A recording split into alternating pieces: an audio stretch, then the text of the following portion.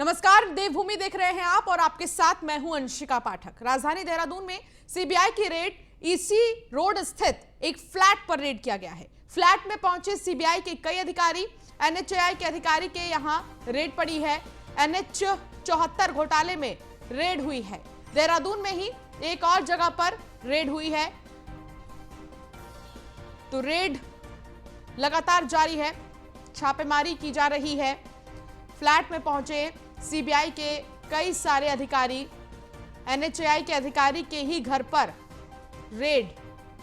संदीप नेगी हमारे संवाददाता हमारे साथ जुड़ गए हैं। संदीप, क्या जानकारी मिल रही है? आखिर कौन सा मामला सामने आया जिसके बाद छापेमारी की जा रही है? बिल्कुल, देखिए NH 74 घोटाला इसे लगभग 5 साल हो चुके हैं और उसके बाद से एक बार फिर से NH 74 घोटाले का जो जिन है वो लगातार अब बाहर निकलने लगा है। तो ऐसे में आज सीबीआई की टीमों ने देहरादून के 2 जगहों पर रेड की है, छापेमारी की है। इनमें तो एक जो ईसी रोड है वहां पर एक जो अभियंता है NHAI से जुड़े हुए, उनके आवास पर रेड की है। दूसरा एक अन्य जगहों पर भी रेड की सूचना वो सामने आ रही है। तो कहा जा रहा है कि जो एक बार फिर से जो NH 74 जो घोटाला, ये बहुत बड़ा घोटाला रहा है उत्तराखंड में, तो उसको लेकर कहीं ना कहीं एक बार फिर से उसका जिन जो है सामने आया है। और उसके बाद कहीं ना कहीं जो सीबीआई अधिकारियों को जो विशेष इनपुट मिले थे, जैसे कि बताया जा रहा है, और उसके बाद से कहीं ना कहीं अब जो अभियंता है NHAI के, उनके घर पर छापा मारा है। तो कहीं ना कहीं जो उससे जुड़े हुए जो विशेष सूत्र है, डॉक्यूमेंट है, वो सीबीआई ने अपने कब्जे में लिए है और अन्य जानकारी के लिए लगातार उनको हिरासत में लिया है। साथ ही जो उनके जुड़े हुए तमाम जो जगह है उन पर भी कहीं ना कहीं लगातार जो छापेमारी की जो सूचना है वो फिलहाल सामने आ रही है। लेकिन आपको ये भी सबसे बड़ी अहम चीज बता दूं कि इस NH 74 जो घोटाला सामने आया था तकरीबन 5 साल पहले, तो उसमें कहीं ना कहीं एक जो मंत्री थे उनका भी एक बहुत बड़ी गंभीरता से उनका नाम भी सामने आया था। तो ऐसे में कहीं ना कहीं अब ये जो कड़ी है ये और बड़ी सामने हो सकती है, क्योंकि इस वक्त अभी की अगर बात करें तो अचानक से ही, क्योंकि जब 5 साल होने के बावजूद एक बार फिर अचानक जब सीबीआई छापेमारी कर रही है इस NH 74 घोटाले को लेकर, तो कहीं ना कहीं इसमें और नाम भी है वो जल्द ही सामने आ सकते हैं और सीबीआई एक बड़ा जो खुलासा है वो जरूर इस वक्त कर सकती है। जी बिल्कुल, लेकिन इन सब के बीच संदीप, अभी कोई अंदाजा लग पाया है या कोई जानकारी मिल पा रही है कब तक ये छापेमारी जारी रहेगी और किस किस पर गाज गिर सकती है? जी बिल्कुल, देखिए, चूंकि जिस तरह से बताया जा रहा है कि सूत्रों के हवाले से खबर सामने आ रही है कि जो कुछ ऐसे डॉक्यूमेंट्स हैं जो NH 74 से जुड़े हुए हैं वो सीबीआई ने अपने कब्जे में लिए हैं और इस पर जो बड़ा खुलासा है वो कहीं ना कहीं सीबीआई कर सकती है। और इससे एक बात का अंदाजा भी सामने आ रहा है कि जो कुछ सफेद पोस्ट नेता ऐसे हैं जिन पर कहीं ना कहीं उनके सीबीआई के हाथ जरूर पहुंच सकते हैं। तो इसी वजह से इसमें कहीं ना कहीं एक जो बहुत बड़ा जो हम कह सकते हैं कि जो बहुत बड़ी जो घटनाक्रम है वो पिछले 5 साल पहले हुआ था, लेकिन अब जब इसकी दोबारा से फाइल सीबीआई ने खोली है एक छापेमारी के जरिए, तो इसमें कई पोस्ट भी सामने आ सकते हैं जरूर। जी बहुत शुक्रिया संदीप इस तमाम जानकारी के लिए। तो उत्तराखंड को केंद्र सरकार ने बड़ा तोहफा दिया है। पांवटा साहिब बल्लूपुर हाईवे अब 4 लेन होगा। केंद्र से 1093 करोड़ के बजट की मंजूरी मिल गई है। केंद्रीय मंत्री नितिन गडकरी ने ट्वीट कर इस बात की जानकारी दी है। केंद्र सरकार ने उत्तराखंड को एक और बड़ा तोहफा दे दिया है। केंद्रीय मंत्री नितिन गडकरी ने ट्वीट कर जानकारी दी है कि देहरादून के NH 72 के पांवटा साहिब बल्लूपुर राजमार्ग को 4 लेन बनाने की प्रक्रिया शुरू हो गई है। इस राजमार्ग का निर्माण NHAI करेगा। वहीं केंद्रीय सड़क एवं परिवहन मंत्री नितिन गडकरी ने इसके लिए 1093 करोड़ के बजट को मंजूरी भी दे दी है। ये मार्ग अब 4 लेन होगा। इस मार्ग से दुर्घटनाओं में भी कमी आएगी। संकरा होने के कारण इस मार्ग पर अक्सर दुर्घटनाएं होती रहती हैं। जाम की समस्या से भी लोगों को निजात मिलेगी, तो जाम की समस्या से भी मुक्ति मिलेगी। तो पुष्कर सिंह धामी ने केंद्रीय मंत्री नितिन गडकरी का आभार जताया है। NH 72 के लिए 1093 करोड़ की स्वीकृति देने के लिए आभार व्यक्त किया है पुष्कर सिंह धामी ने, और वो भी ट्वीट कर उन्होंने आभार जताया है। मुख्यमंत्री पुष्कर सिंह धामी ने पांवटा साहिब बल्लूपुर राजमार्ग के उन्नयन और 4 लेन हेतु वित्तीय स्वीकृति दिए जाने को लेकर प्रधानमंत्री श्री नरेंद्र मोदी जी और केंद्रीय सड़क परिवहन मंत्री श्री नितिन गडकरी जी का आभार व्यक्त किया है। मुख्यमंत्री ने कहा कि केंद्र सरकार के सहयोग से उत्तराखंड में रोड कनेक्टिविटी लगातार मजबूत हो रही है।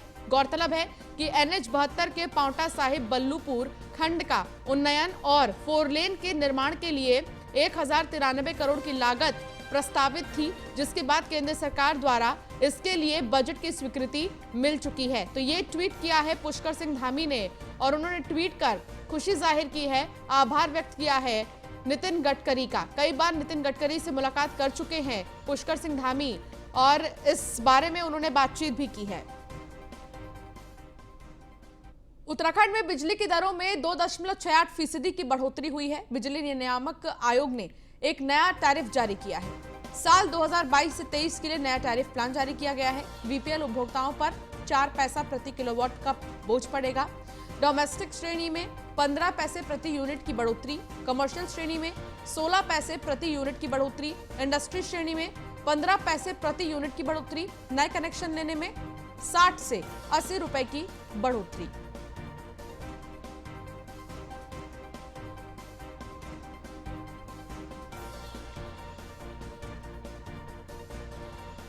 तो बिजली को लेकर नए टैरिफ को जारी कर दिया गया है, जिसमें कि 2.68% की बढ़ोतरी हुई है। लैंसडाउन विधायक ने सीएम धामी को पत्र लिखा है। कर्मकार कल्याण बोर्ड में हुए घोटालों की सीबीआई जांच की मांग की गई है। लैंसडाउन विधायक दिलीप रावत ने जांच की मांग की है। तो उन्होंने कहा है कि जांच हो, इस पूरे मामले में जो भी घोटाला है उसके बारे में विस्तृत जानकारी भी ली गई है।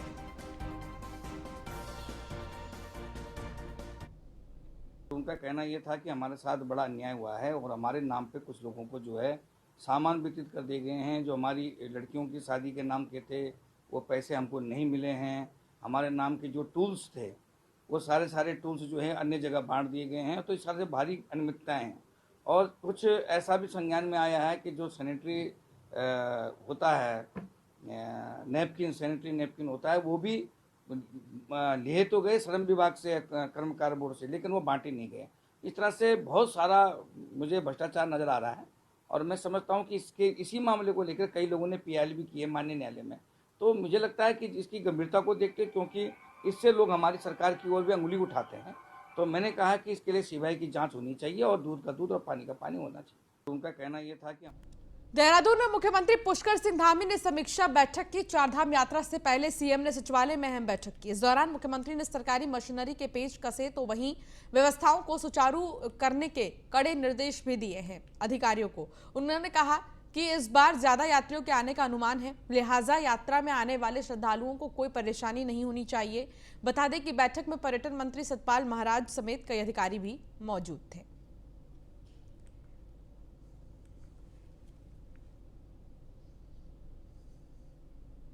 जिस प्रकार से 2 वर्ष तक लगातार कोविड महामारी रही है और कोविड महामारी के आप सामान्य हो जाने के कारण से जिस प्रकार से होटलों में अन्य और यात्रियों का जो अनुमान है, श्रद्धालुओं का जो अनुमान है, वो अपेक्षा से कहीं ज़्यादा आ रहा है और उसको लेकर क्योंकि देश विदेश से बहुत बड़ी संख्या में श्रद्धालुओं के आने की संभावना है, उसको लेकर जो सारी व्यवस्थाएँ हैं, अच्छी व्यवस्थाएं हों, सब यात्रियों को किसी प्रकार की परेशानियों का सामना न करना पड़े। सड़क, पेयजल, परिवहन, स्वास्थ्य, सभी विभागों का आज हमने एक यहाँ पर बैठक किया है। उस बैठक में हम सारी व्यवस्थाएं सुनिश्चित करेंगे जिससे कि आने वाले लोगों को कोई परेशानी न हो, उनकी यात्रा यहाँ सुगम हो, उनके दर्शन अच्छे हों, उनको किसी परेशानी का सामना न करना पड़े। देहरादून में मुख्यमंत्री पुष्कर सिंह धामी के निर्देशों का असर साफ देखने को मिल रहा है। मुख्यमंत्रियों को 100 दिन का विशेष टारगेट दिया गया है, जिसे पूरा करने में सभी मंत्री जुट गए हैं। बता दें कि मंत्री चंदन राम दास ने विधानसभा में समीक्षा बैठक की, तो वहीं मंत्री सौरभ बहुगुणा पशुपालन निदेशालय में बैठक कर रहे हैं और अधिकारियों को नए प्लान के साथ काम करने के निर्देश भी दे रहे हैं।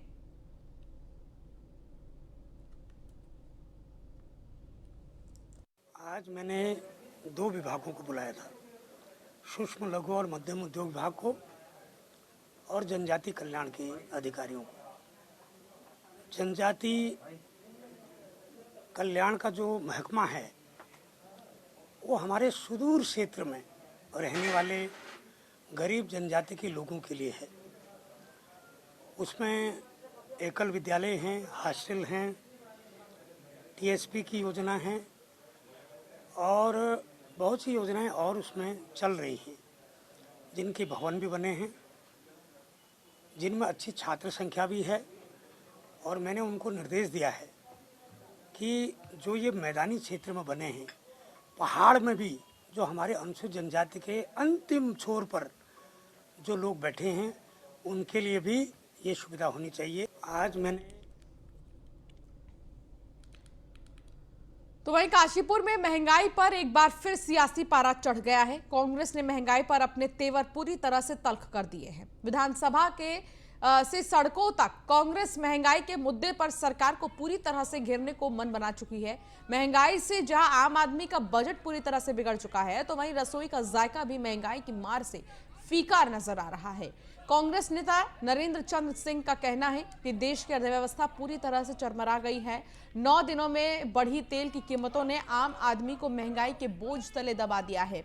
उन्होंने कहा कि कांग्रेस शासनकाल में जिन वस्तुओं के मामूली दाम थे, आज उनके दाम कई गुना बढ़ गए हैं, जिससे आम जनता के मुंह से निवाला छिन गया है। महंगाई आज चरम सीमा पर है। अगर यही सवाल मैं आपसे करूं तो इस महंगाई से आप भी अछूते नहीं हैं। मेरे कहने का मतलब है कोई भी वर्ग आज महंगाई से अछूता नहीं है। आज महंगाई ने सबकी कमर को तोड़ के रख दिया है।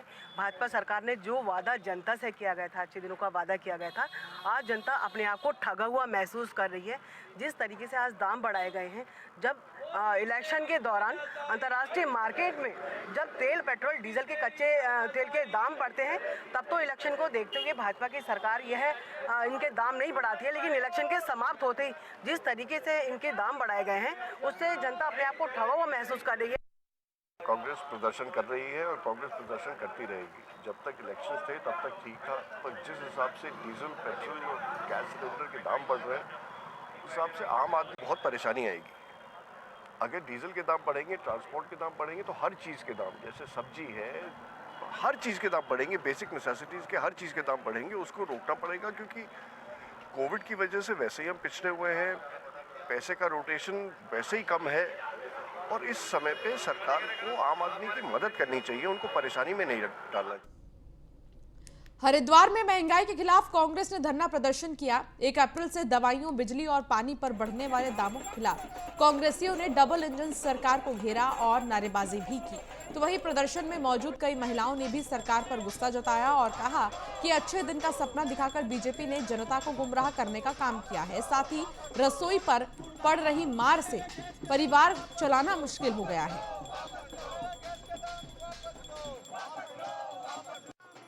किस वजह से मारा सरकार ने? बीजेपी की सरकार है जो आम जनता की पेट पे जो डंडा मार दिया महंगाई करके। आम जनता कहाँ से खाएगी, कहाँ से अपने बच्चों की परवरिश करेगी, कहाँ से पढ़ाएगी लिखाएगी, कहाँ से क्या करेगी? वो बच्चे बेरोजगार हो रहे हैं, कोई रोजगार का वो नहीं है, कोई मुद्दा नहीं उठाते, बस डीजल के गैस के दाम बढ़ाते जा रहे हैं। इससे क्या होगा? इससे कुछ नहीं होगा। आम जनता जहाँ तरस है तो वहीं पे तरस ही रहेगी वो, और इस जनता को नकारते और नकारते रहेगी। आज विरोध कर रहे हैं। हाँ, तो महंगाई के लिए विरोध कर रहे हैं। हम विरोध करेंगे इस महंगाई का, जबरदस्त विरोध। जब तक ये बीजेपी सरकार होश में नहीं आती, हम जब तक विरोध करते रहेंगे, सड़कों पर रहेंगे। देश में गैस पर, पेट्रोल पर, डीजल पर बेहताशा वृद्धि की जा रही है भारत सरकार के द्वारा। उसको लेकर आज कांग्रेस पार्टी के केंद्रीय नेतृत्व ने पूरे देश में विरोध प्रदर्शन करने का फैसला लिया है, जिसमें 31 तारीख से लेकर 7 तारीख तक लगातार कार्यक्रम दिए गए हैं। और उस कार्यक्रम के तहत आज पहले चरण का कार्यक्रम 31 तारीख को जो हमने किया है, वो पेट्रोल और डीजल और गैस की वृद्धि के विरोध में किया है। और ये आप अच्छी तरह जानते हैं, जब उपचुनाव कुछ समय पहले हुए थे, उस समय जब इनको करारी हार भाजपा को मिली थी, तो उन्होंने पेट्रोल, डीजल और गैस की वृद्धि में रोक लगा दी थी। लेकिन जैसे ही 5 राज्यों के चुनाव संपन्न हुए और उनको थोड़ा सा एक आराम मिला, जो जुमलेबाजी उन्होंने जनता से की थी, उस जुमलेबाजी का फ़ायदा मिला। और जैसे ही परिणाम आए, परिणाम के तुरंत बाद पेट्रोल, डीजल में जिस तरह की प्रतिदिन वृद्धि की जा रही है, आम जन उसको लेकर पूरी तरह से परेशान है। रेल संरक्षा आयुक्त मोहम्मद लतीफ खान ने मंडल रेल प्रबंधक आशुतोष पंत के साथ इज्जत नगर मंडल के नए विद्युतीकरण रामपुर लालकुआ रेलखंड का विशेष निरीक्षण ट्रेन द्वारा गहन निरीक्षण किया। इसके बाद उन्होंने लालकुआ से रामपुर तक गति परीक्षण भी किया है।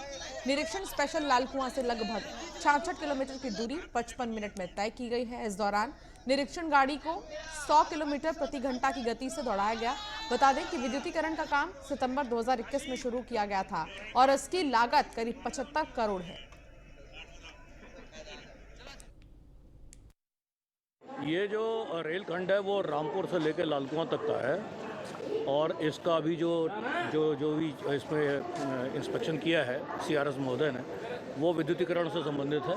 अभी तक उन्होंने सारी अलग अलग जगह पे जो है स्टेशनों पे, लेवल क्रॉसिंग पे और भी जो हमारे छोटे छोटे इंस्टॉलेशंस होते हैं, गैंग वगैरह, सब जो विद्युतीकरण से जो भी संबंधित है उसका जो है उन्होंने निरीक्षण किया है। और अब जो हम लोग जब वापस इसमें यहाँ से लेकर लाल कुआं से लेकर रामपुर तक स्पीड ट्रायल करेंगे, उसके बाद फिर वो अपना जो है ट्रेनों से संचालन कब तक उम्मीद की जा सकती है? देखिए, पैसेंजर ट्रेनों का अभी मैं कुछ नहीं कहूँगा। पहले तो CRS का स्पीड ट्रायल हो जाएगा, उसके बाद ऑथराइजेशन देते हैं, उसमें कुछ शर्तें होती हैं, वो शर्तें भी हमको पूरी तरह करनी पड़ती हैं। दूसरी, जहाँ तक हमारी ये सप्लाई की बात है, इसके लिए विद्युत सप्लाई भी चाहिए होती है। जब ट्रेनें चलेंगी तो विद्युत सप्लाई भी, तो उन्होंने रामपुर से चार्ज कर रखा है इसको या भोजीपुरा से चार्ज कर रखा है, लेकिन जब पैसेंजर गाड़ियाँ चलेगी तो हमें लालकुआं सब स्टेशन और रुद्रपुर भी चार्ज करना। मसूरी में टैक्सी स्कूटी संचालकों द्वारा गांधी चौक सहित मॉल रोड पर की जा रही पार्किंग लोगों के लिए सिरदर्द बन गई है। साथ ही ट्रैफिक जाम के चलते लोगों को काफी दिक्कतों का सामना भी करना पड़ रहा है। उनका कहना है कि टैक्सी स्कूटी संचालकों ने गांधी चौक को टैक्सी स्कूटी स्टैंड बना दिया है और गांधी चौक पर पुलिस भी कुछ नहीं कर रही है। संचालकों पर पुलिस की कोई कार्रवाई नहीं हो रही है, जिससे पुलिस की कार्यप्रणाली पर भी सवाल खड़े हो रहे हैं। कोतवाल गिरीश चंद्र शर्मा का कहना है कि पार्किंग के लिए पुलिस द्वारा समय समय पर स्कूटी संचालकों के निर्देश दिए गए हैं और पुलिस द्वारा समय समय पर कार्रवाई की जाती है। उन्होंने कहा कि जल्द स्कूटी संचालकों के साथ बैठक कर उनको टैक्सी स्कूटी संचालन के नियमों के बारे में बताया जाएगा और अगर उसके बाद भी नियमों का उल्लंघन हुआ तो सख्त कार्रवाई की जाएगी। कोतवाल साहब से मीटिंग की, आगामी जो अब थोड़ा भीड़ भी होने वाली है, शायद होली में भी काफ़ी अच्छी भीड़ होगी। मेन पॉइंट था कि लाइब्रेरी चौक में हमारे लिए भी समस्या, पुलिस के लिए भी हमेशा समस्या रहती, क्योंकि हमारे कुछ टैक्सी वाले भी, स्कूटी वाले ये वहीं पे चौक पे लगा के रखते हैं गाड़ी, जो कि बिल्कुल अनऑथराइज पार्किंग भी है और लोग वहाँ पे जो है टूरिस्ट को भी परेशान करते हैं। कई लोग उल्टा सीधे रेट लेते हैं, ताकि इससे है कि हमारे टूरिस्ट पे भी काफ़ी बुरा प्रभाव पड़ता है कि रेट भी उल्टे सीधे लेते हैं। क्योंकि मैंने तो यूनियन में सब जगह पर चार्ट लगे हो, चार्ट में सब जगह लिखा हुआ है फिक्स रेट है, फिक्स टाइमिंग है, और ये वहाँ पे सवारी से एक तो टूरिस्ट से चीटिंग करते हैं।